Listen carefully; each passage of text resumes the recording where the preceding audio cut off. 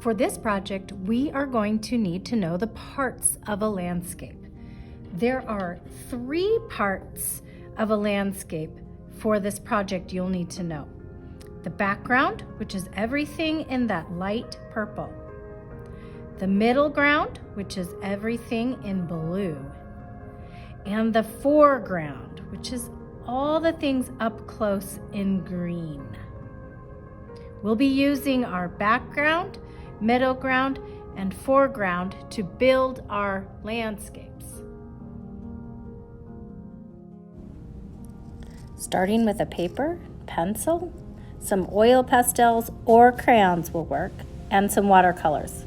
Any kind of watercolors will work. If you don't have watercolors, just coloring this in with crayon will work. We'll start with the background.